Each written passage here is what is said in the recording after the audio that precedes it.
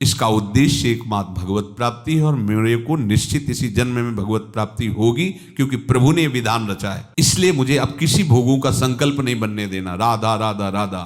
चाहे जितना पीछे का चिंतन करो, उस क्रिया के चिंतन से, पीछे बीते हुए समय के चिंतन से तुम्हें कोई लाभ नहीं मिलना। उसके लिए आपके पास काट है भजन, नाम जप, मंत्र जप, गुण कीर्तन। विनाशी शरीर, विनाशी पद, विनाशी भोग, विनाशी धन।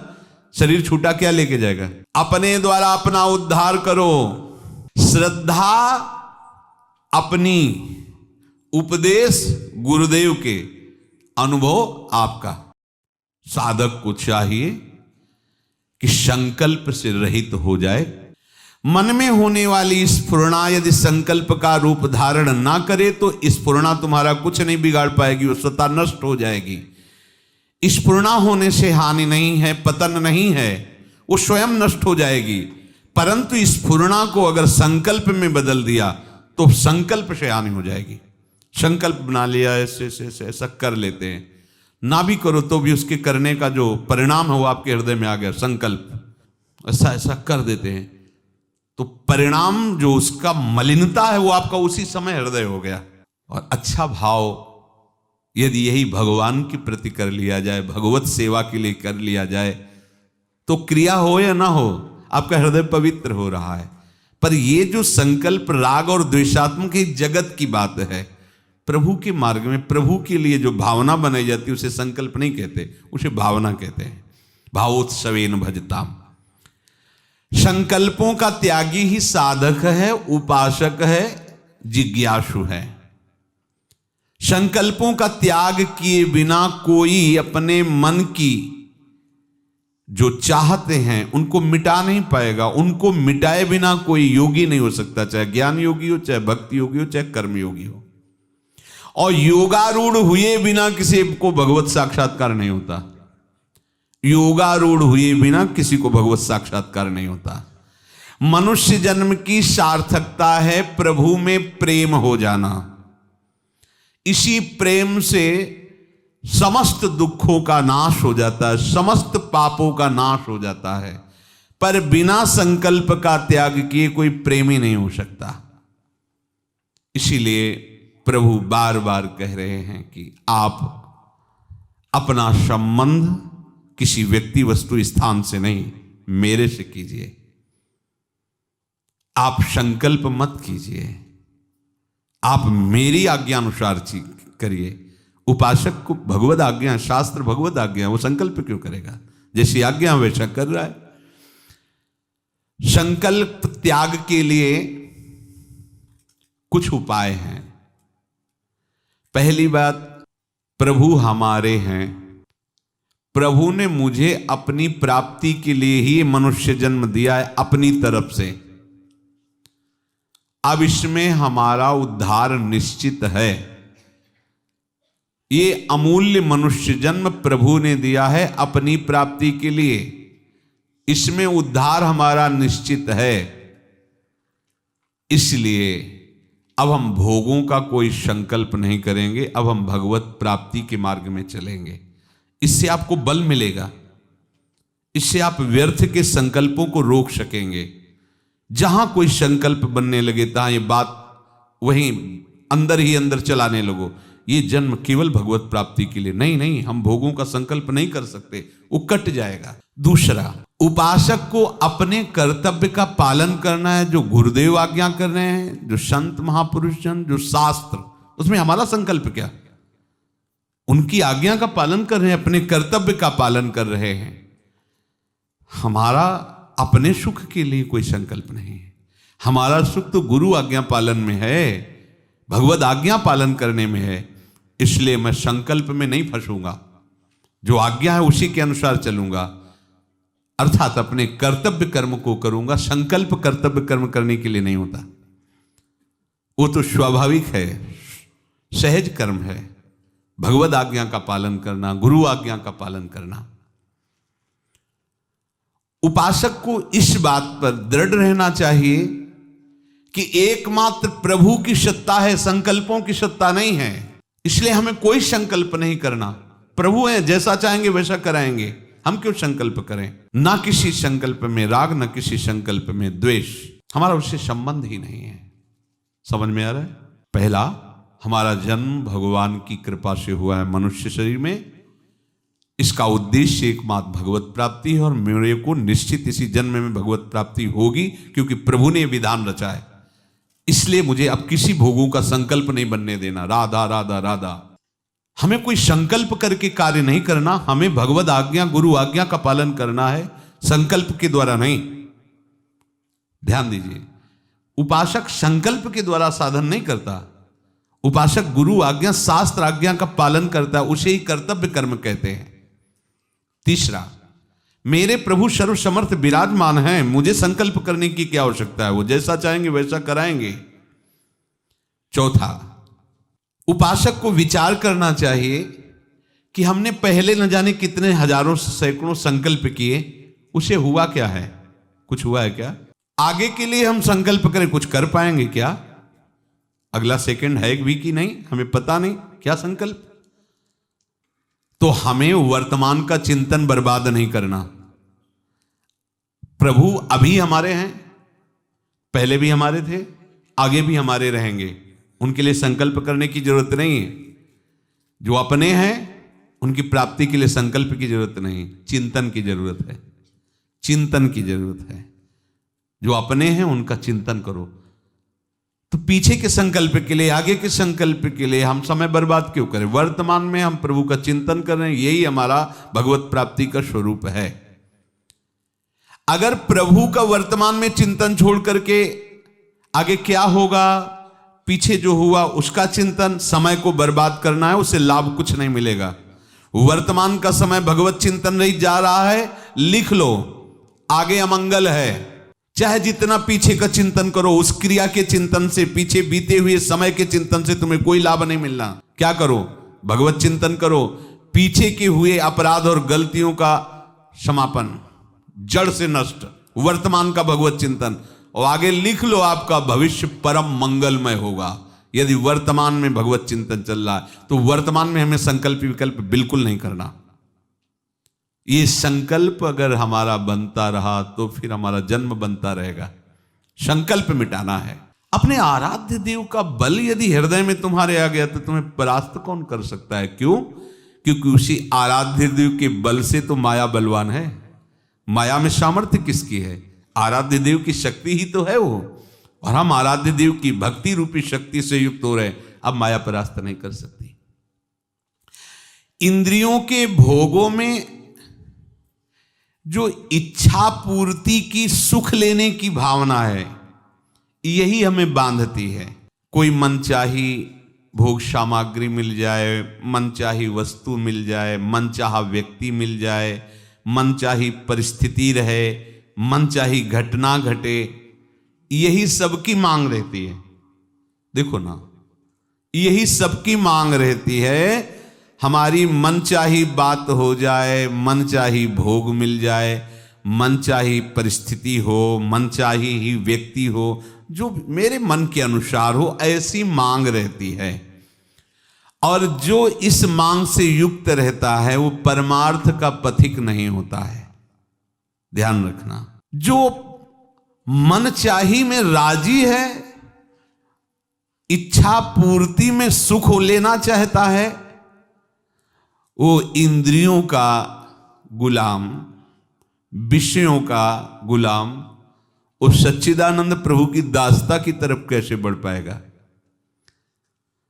अनुकूल वस्तु, पदार्थ, व्यक्ति आदि मिलने की इच्छा उपासक को कभी नहीं करनी चाहिए। अगर मांग भी हो तो प्रभु से कह दे प्रार्थना रूप में कि नाथ मांग तो मेरी है,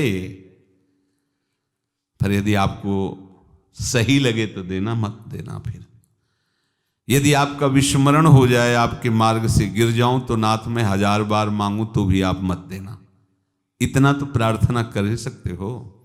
मांगो, प्रभु से मांगो, मांग के साथ ही प्रार्थना कर दो कि प्रभु मुझे पता नहीं जो मैं मांग रहा हूं मेरा मंगल होगा कि अमंगल होगा, पर आप जानते हो। यदि आप से दूरी बनाने वाला ये विषय है तो प्रभु मेरे मांगने पर भी कभी मत देना, मेरी मनचाही कभी मत करना नाथ, आप अपनी मनचाही करना। इतना तो स्वीकार कर लो। पहली बात तो मांगना ही नहीं, क्योंकि वो सर्वज्ञ है, पर यदि मांगने का स्वभाव है तो प्रभु से ही केवल मांगो। साथ में ये प्रार्थना जरूर कर दो कि नाथ मेरी मनचाही ना हो, आपकी मनचाही हो। आपके लिए हमारा ये जन्म हुआ है, अब मैं आपसे विमुख ना हूं। 1000 बार मांगू तो भी आप वो मत देना जो आपसे विमुख कर दे। अनुकूल वस्तु व्यक्ति का अभाव जिसको अनुभव में हो रहा है वो उपासक कैसे हो सकता है? ध्यान देना, एक एक शब्द बहुत ही आवश्यक है अपने हृदय में रखना। हमारे तो प्रभु के नाम रूप लीला धाम के रसास्वादन की वृत्ति आई तभी तो हम उपासक कहलाए। अनुकूल वस्तु व्यक्ति स्थान की यदि चाह है तो उपासना किसकी है? संसार की या संसार के स्वामी की? देखो ना, हम कहलाते हैं प्रभु के दास, पर हमें इंद्रियों के दास, भोगों के दास, अनुकूलता के दास, मन के दास। हम कहां प्रभु के दास हैं?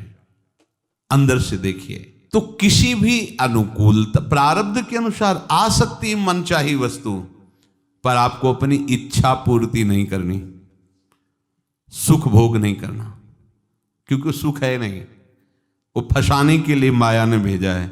भले ही हमारे किसी पूर्व कर्म के परिणाम से अनुकूलता आई हो, उसे हमें भोगना नहीं है। आई हुई अनुकूलता को भगवत सेवा में समर्पित कर देना है। आई हुई प्रतिकूलता को प्रभु की कृपा मानकर उनके स्मरण में तन्मय होना है।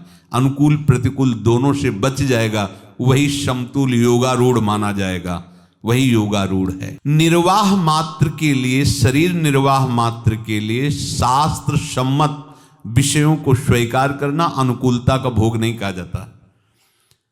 उचित वस्त्र, उचित भोजन, उचित नींद, उचित चलना फिरना, चेष्टाएं करना, भागवतिक शास्त्र सम्मत, ये आवश्यक है जीवन निर्वाह के लिए। अनुचित मांग करना, अनुचित भोगों को भोगना, अनुचित संग्रह करना, ये हमारे परमार्थ के लिए घातक है, योग के लिए घातक है। हमारे मन में जितनी स्फुरणाएं होती हैं, उन स्फुरणाओं में दो परिणाम आते हैं। एक तो रागात्मक, ये अच्छा है, ये अच्छा है, और एक द्वेषात्मक, राग द्वेष जनित स्फुरणाएं होती हैं। दोनों में संकल्प बनता है। राग जनित जो स्फुरणा है वो संकल्प बनाती है ये मिल जाए, सदैव हमारे पास रहे। द्वेष जनित ये नष्ट हो जाए, ये कभी हमारे पास न रहे। ये राग द्वेष में ही हमारा हृदय विचरता रहता है। सावधान, ये जो हमें मिल जाए और हम सुखी हो जाएंगे, ये व्यक्ति मिल जाए, ये वस्तु मिल जाए, ये स्थान मिल जाए, ये पदार्थ मिल जाए, ये स्फुरणा अंदर होती है, उसमें लिप्तता आती है। लिप्तता से ही वो स्फुरणा संकल्प रूप धारण कर लेती है, और संकल्प ही बंधन है।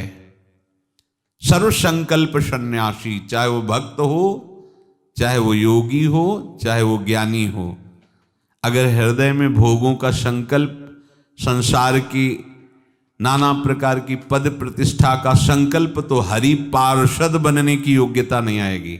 ये बहुत बड़ा पद, इससे बड़ा कोई पद नहीं। इस पद को ब्रह्मा जी भी प्रणाम करते हैं, हरि पार्षद। फिर प्रिया चरणारविंद की आसक्ति से युक्त होकर प्रिया सखी, ये तो न देवैर ब्रह्मादेर न खलु हरि भक्तैर न सुहृदा दिभिरी अद्वै राधा मधुपति रहस्यम सुविदितम तयोर दासी भूत्वा। ये तो और भी दुर्लभ बात है। ध्यान दीजिए, हमारे हृदय में दो तरह की स्फुरणाएं होती रहती हैं, अनुकूल रागात्मक, प्रतिकूल द्वेषात्मक, दोनों का संकल्प बनता है। उपासक को चाहिए कि संकल्प ना बनने दे। उसके लिए आपके पास काट है भजन, नाम जप, मंत्र जप, गुण कीर्तन। जब आप बैठे उसी का मनन करेंगे तो संकल्प बना देगा हृदय। संकल्प बना कि बन गए आप। जो संकल्प बना, द्वेषात्मक या रागात्मक, आपको पता नहीं, वो गांठ बंध गई और वो आपको अशांति प्रदान करेगी, दुख प्रदान करेगी। ये दोनों ही संकल्प ऐसा बंधन डाल देते हैं जिससे केवल अशांति, दुख और हानि के सिवा आज तक किसी को कुछ नहीं मिला। तो कुछ नहीं मिला। वो संकल्प करता चला गया, करोड़पति बन गया, अरबपति बन गया, अमुक पद पे पहुंच गया। परिणाम विनाशी शरीर, विनाशी पद, विनाशी भोग, विनाशी धन। शरीर छूटा, क्या लेके जाएगा? लगा के परिणाम में हाथ क्या लगा? उसका राग, उसके अंदर की द्वेष वृत्ति, वही आगे जन्म का कारण बन जाएगी। इतना सुंदर मनुष्य शरीर भगवत प्राप्ति के लिए मिला, वो भी हट जाएगा। ये दोनों संकल्प, सुखद या दुखद, ना तो स्वरूप का बोध होने देते हैं और ना भगवान से प्रेम होने देते हैं। प्रेम की तो बात जाने दो, प्रभु में मन नहीं लगने देते। ये दोनों संकल्प, सुखद या दुखद, राग या द्वेषात्मक। अब प्रभु कह रहे हैं, अपने द्वारा अपना उद्धार करो, स्वयं तुम अपना पतन मत करो, क्योंकि आप ही अपने मित्र हो और आप ही अपने शत्रु हो। भगवान के वचन। उद्धरे दात मनात्मानम, अपने आप से अपना उद्धार करो। इसका सूक्ष्म भाव यह है, शरीर, इंद्रिया, मन, बुद्धि, प्राण आदि से अपना संबंध हटा दो, उद्धार हो गया। जब ये श्लोक पढ़ते हैं तो इसको लेके हम अपने आप में आते हैं। ध्यान देना, जब कभी व्याख्या होगी और जब कभी हम चिंतन करेंगे तो उद्धरे दात मनात्मानम, अपने द्वारा अपना उद्धार करो, तो हम इसको तुरंत लेते हैं, ये पूरे ढांचे को, और इसे अपना मान लेते हैं। कभी उद्धार नहीं होगा। यही गलती मिटानी है। अपने आप से अपना उद्धार करने का मतलब, अपने उद्धार के लिए इनकी किसी की भी आसक्ति, राग, अपनापन, ये बाधक है। इनका राग नहीं चाहिए, यही हमारा उद्धार हो जाएगा। अभी बिगड़ी जन्म अनेक किया, वही सुधरे आज। इसी को करने में हमें समय लग रहा है। शरीर से, इंद्री से, मन, बुद्धि, प्राण आदि से अपने आप को हटा लेना, ये अपना उद्धार है। ऊंचा उठा लेना। हमारी बुद्धि क्या निर्णय देती? अपने आप से अपना उद्धार करना मतलब किसी की जरूरत नहीं है। अपने आप से खाया पिया, आराम किया, भजन किया, उद्धार तो अपने आप से होगा। इस स्थूल बुद्धि लेकर के एकांत में रहना, सबको त्याग देना, मांग करके खा लेना, पड़े रहना, और अपने आप से अपना उद्धार, इसमें ना तो गुरु की जरूरत है, ना संत की जरूरत है, ना शास्त्र की जरूरत है। भगवान ने कहा उद्धरेदात्मनात्मानम, अपने आप से। अपने आप से समझो, आप और इस ढांचे में बड़ा अंतर। ये प्रकृति है, आप अपने आप से अपना उद्धार करो, माने हुए संबंध का त्याग करो। सारी की सारी साधना इसी में तो चल रही। जन्म के जन्म बीते जा रहे, हम संबंध नहीं त्याग पा रहे। यहां सूक्ष्मता से समझो, अपने आप को इनसे अलग करना है। पांचों भूले दे सुधी, ये एकमात्र अपने आराध्य देव में तन्मयता। अपने को ऊंचा उठाना है इनसे, शरीर से, इंद्रियों से, मन से, बुद्धि से, प्राणों से। क्योंकि ये शरीर, इंद्रिया, मन, बुद्धि आदि ये प्रकृति के हैं। ये मैं नहीं, अपना स्वरूप नहीं, अपना स्वरूप नहीं है। जो अपना स्वरूप नहीं है उससे ऊंचे उठ जाओ, यही अपना उद्धार करना है। ये बात समझ में आती? भला अपने द्वारा अपना उद्धार करो तो सीधे बात ये आती, हाँ ये करना है, ये करना है, ये करना है, आराम से। अपने द्वारा किसी की परतंत्रता की जरूरत है? भगवान ने कहा है।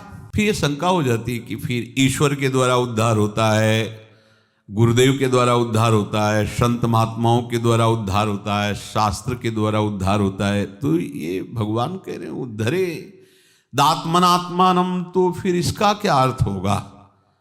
गुरु बिनु भव निधि तरय न कोई, बोले जब दबहि दीन दयालु राघो तो साधु संगति पाइए। ये क्या है? शास्त्र स्वाध्याय, संतों का संग, गुरुदेव की कृपा, भगवान की कृपा, इससे उद्धार होता है। अभी तक सुना। और यहां कह रहे हैं उद्धरे दात्मनात्मानम, स्वयं भगवान कह रहे हैं। तो भी इसका मतलब क्या हुआ? अगर अपने आप से अपना उद्धार होता है तो गुरु की जरूरत क्या, संत की जरूरत क्या, शास्त्र की जरूरत क्या? भगवान इसमें कोई बात नहीं कह रहे इस श्लोक में। तो इसका मतलब क्या है? तो यहां कह रहे हैं कि अपने आप से अपना उद्धार तभी हो सकता है जब आप सदगुरुदेव की बात माने। समझ रहे हो? मानना तो आपको हुआ ना, तो जानोगे आप ही ना, और मानो ना आप तो क्या जान जाओगे। शास्त्र की बात, भगवान की बात, ये भगवान की बात है ना, गुरु की बात, संत की बात, कहने में चार हुए, लेकिन भक्ति भक्त भगवंत गुरु चतुर नाम बपु एक, ये एक ही है। कोई भी आज तक ऐसा नहीं हुआ कि संत महात्माओं की बात ना माने, गुरु की बात ना माने, शास्त्र की बात ना माने और उसका उद्धार हो गया हो। एक भी प्रमाण नहीं मिलेगा आपको। अगर वो नहीं मान रहा तो भगवान के अवतार हो गए हैं, बड़े बड़े सिद्ध महापुरुष हो गए हैं, आचार्य रूप में भगवान अवतरित हुए, लेकिन हमारा उद्धार नहीं हुआ। क्यों नहीं हुआ?